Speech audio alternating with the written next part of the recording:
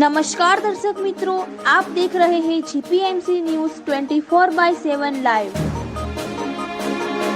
શ્રી કલ્કી તીર્થધામ પ્રેરણાપીઠ મુકામે હિન્દુ રાષ્ટ્ર ગામ ખેડબ્રહ્મા તાલુકાનું કલોલકંપા દર્શનાર્થે પધાર્યું। આજ રોજ તારીખ 16-10-2025 ને ગુરુવારના રોજ સાબરકાંઠા ખેડબ્રહ્મા તાલુકાના કલોલકંપાથી ભાઈઓ બહેનો અને બાલ શિબિરના બાળકો તથા બાલસારથીઓ સહિત શ્રી કલ્કી તીર્થધામ પ્રેરણાપીઠ દર્શને પધાર્યા હતા। સર્વે સમગ્ર શ્રી કલ્કી તીર્થધામ પ્રેરણાપીઠના વિવિધ મંદિરો જોવાલાયક સ્થળોના દર્શન મુલાકાત સાથે ભોજન પ્રસાદ લઈ સંસ્થાની મુલાકાત કરી ધન્યતા અનુભવી હતી અને સર્વે ગ્રામજનોએ શ્રી કલ્કી તીર્થધામ પ્રેરણાપીઠના ગાદીપતિ જગતગુરુ સતપંથાચાર્ય શ્રી જ્ઞાનેશ્વર દેવાચાર્યજી મહારાજના આશીર્વાદ લઈ સત્સંગનો લાભ લીધો હતો। Reporter Chetan Bhagat, manager Tirthdham Prernapith, GPMC news 24/7 live.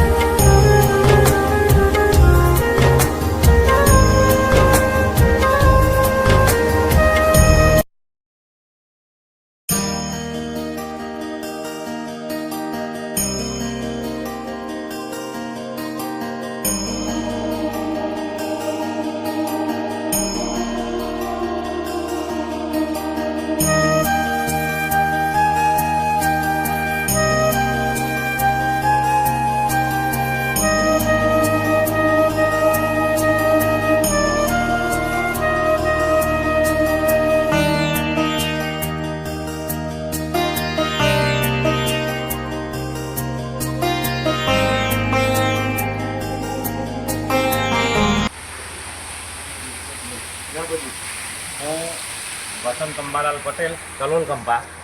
અમે કલોલ કંપા પટેલ પરિવારના આજ બધા ગ્રામજનો બાળ સંસ્કાર શિબિરના બાળકો સાથે આજે એ તીર્થધામ પ્રેરણાપીઠની મુલાકાતે આવ્યા છીએ. અને આ તીર્થધામ પ્રેરણાપીઠ એક એવું અલૌકિક દિવ્ય તીર્થધામ છે જ્યાં આવ્યાથી અંતરમાં આનંદ અને ધાર્મિક અનુભૂતિની લાગણી થાય છે. અને આ એટલું દિવ્ય છે કે આવતાની સાથે આવું એક જ્યોતિર્મંદિર જે અખંડ 600 વર્ષથી જાગતી જ્યોત છે એ જ્યોતિર્મંદિરના દર્શન કર્યા.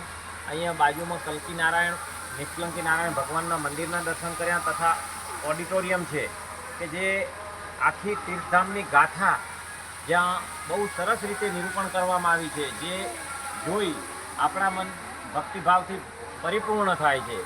અને આ તીર્થમાં આવવાથી દિવ્ય અનુભૂતિનો આનંદ અનુભવાય છે અને જાગૃત જગાનો જે અહેસાસ થાય છે કે અહીંયા જે દિવ્ય ચેતનાની જે અનુભૂતિ છે એ આવતાની સાથે જ થાય છે. એવું આ દિવ્ય તીર્થધામ પ્રેરણાપીઠમાં આજ આવી અમને ખૂબ હર્ષની અને ખૂબ ખુશીની લાગણી થઈ છે.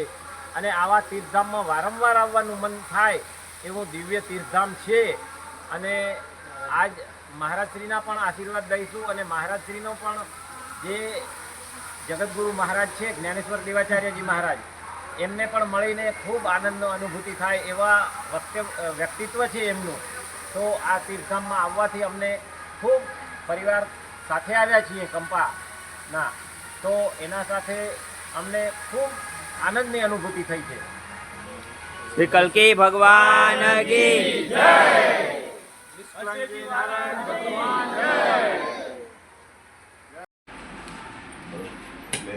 આવું નાનું પુણ્ય છે. બાળકને કીડિયા પુરાણ શીખવાડો. તમે માવતર મોટર છે પોતા બાળકને પણ ભેગા લઈ જાઓ. કીડીનું જે ઘર હોય ને ત્યાં તમે મૂકો. એક મુઠ્ઠી તમારી અંદર કેટલા દાણા હોય, લોટના કેટલા કણ હોય, કણના મેં થોડી એ નાખી ઘેરો કીડિયાની અંદર નહીં તો 1000 કીડી હોય. જીવ જ એને તો એક મુઠ્ઠીમાં આપણું ઘમ જમાડવાનું પુણ્ય થઈ જાય. પણ કીડીનું ઘમ જ એટલા જીવ વધારે આપણે કંપો હોય 2000 માણનું ગામ હોય બધું માણસનું હોય એને જમાડું કામ થવો અમને કેટલું પુણ્ય છે. એટલું જ પુણ્ય એ કીડિયાનું એક મુઠ્ઠીનું તમે પૂરો એટલું દાન થઈ જાય. તો એ બાળકને એ શીખવાડવાનું કામ આનું પુણ્ય એટલું છે. અને 50-150 બીજાને દેવા, 50 તારા 150 બીજા. હા, મમ્મી એમ કહેવાનું આ છોડવું છે ને મારા જેવું કહ્યું કે બધાને ખવડાવવા માટે ખવડાવજો. ક્યાં લઈ જવાના? સ્કૂલમાં લઈ જવાના. સ્કૂલમાં લઈ બધાને 5-10 ભેગા થાય ને તો ચીરી કરી બધાને દેવા.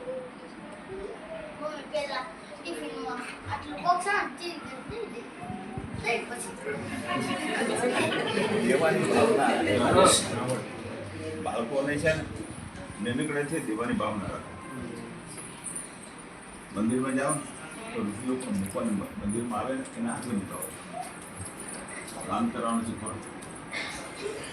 મોટા થઈ જાય ને તો દાન પછી સ્વાર્થ આવશે ને એ રોટી છૂટશે નહીં, કંજુસાઈ છૂટશે નહીં.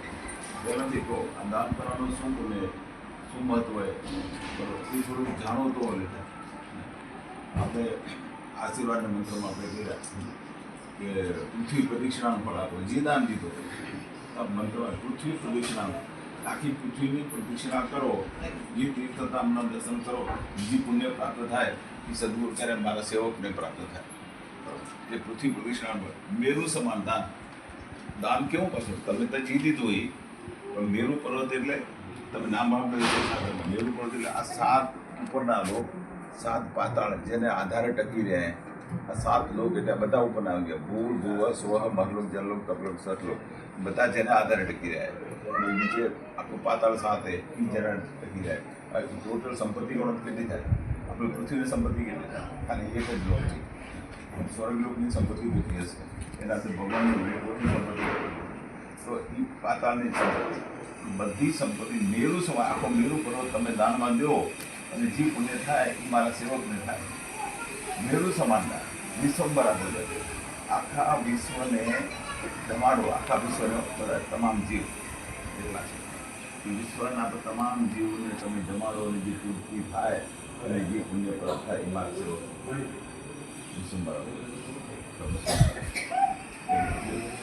એક ગણું દાન 1.25 લાખ ગણું પુણ્ય.